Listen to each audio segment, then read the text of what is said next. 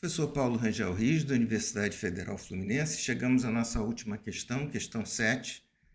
É uma questão bônus, porque como eu estou ainda implementando termodinâmica e estatística nesse curso, eu até eu achar que eu estou confortável em dizer que eu estou dizendo as coisas da melhor maneira que eu posso dizer termodinâmica e estatística, que não é uma coisa fácil, e a ordem que também.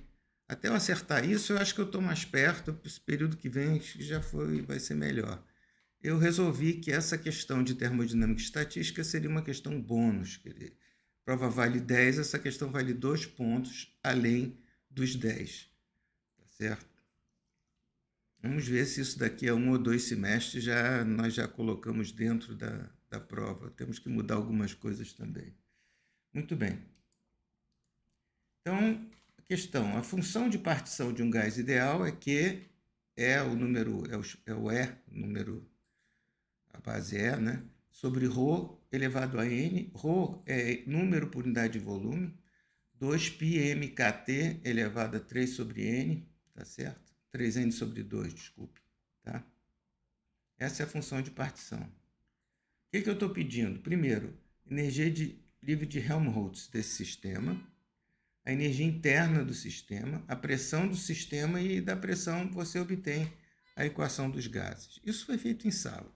Quer dizer, imagino que não tenha muito problema. Eu quero enfatizar aqui, eu já vi que no período passado eu tive algumas dificuldades com função de partição.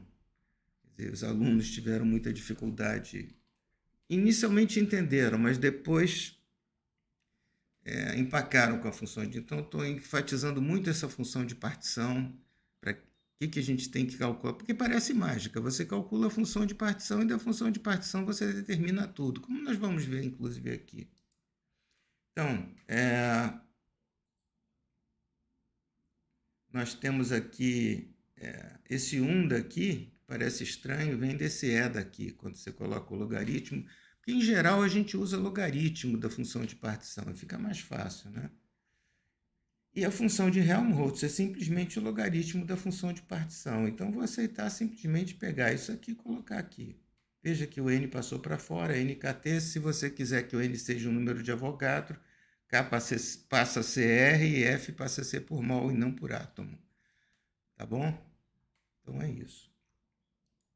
Agora, a segunda é a energia interna do sistema. A energia interna é kT2.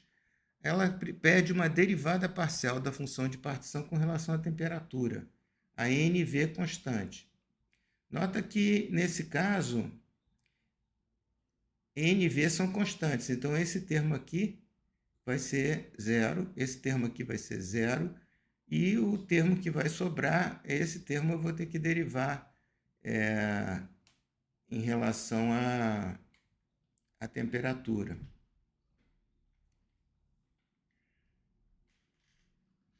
Ainda posso separar esses termos, né, e ter só o termo. Eu poderia ter feito isso aqui. Esse Ln seria o Ln de 2πmk mais 3 meios de Ln de T. Quer dizer, só teria um termo que depende da temperatura. Quando eu derivo isso daqui, eu tenho que 3n sobre 2kt. E se eu estou falando que uma partícula, n igual a 1, por exemplo, 3 meios de kT. Né? Então, essa energia por átomo. E se eu quiser um mol, eu simplesmente digo que isso aqui é o número de Avogadro multiplicado por K, pela constante de Boltzmann. Eu tenho R dos gases, RT. Então, a energia de um mol de gás ideal, 3 meios de RT. Muito bem, já estamos perto, né? Já conseguimos... O que é interessante é que a gente provou que a energia do gás ideal depende exclusivamente da temperatura. Eu acredito que isso não possa ser provado pelos métodos clássicos. O método clássico pode provar algumas propriedades da função, mas essa demonstração aqui eu acho que só por termodinâmica e estatística. Muito bem, então vamos calcular a pressão. A pressão é um pouquinho mais complicada porque ela pede uma derivada parcial de Q em relação a V. mantido NT constante. Novamente eu vou para a função de partição.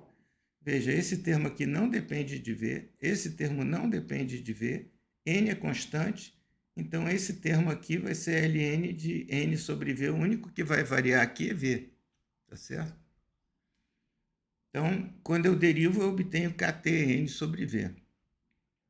Depois vocês podem derivar PV NKT. Se N for o número de Avogadro, PV igual a RT, como todo mundo conhece. E se eu tenho N moles, PV igual a nRT. Dificilmente eu vou usar nRT. Em geral, eu gosto de usar por mol, que fica sendo volume molar. Então, tá aí. Essa que é, usando a função de partição, eu consigo determinar tudo do gás ideal. É fantástico, né? Mas isso não é uma propriedade do gás ideal. Se eu tiver a função de partição de uma outra substância, eu também posso determinar tudo da outra substância. O problema é determinar a função de partição. Se fosse tão fácil, né? Termodinâmica e estatística seria uma moleza, mas não é. Às vezes a função de partição é difícil de obter. Uma vez que se obtém, ela é muito complicada. Então você tem que simplificar, enfim. Mas isso daqui que eu estou tentando fazer no curso é só uma introdução para engenheiros metalúrgicos e de materiais, não é para físicos e químicos, para terem uma ideia de como é que a termodinâmica e estatística funciona, porque eu acho que é um conceito muito importante. Obrigado.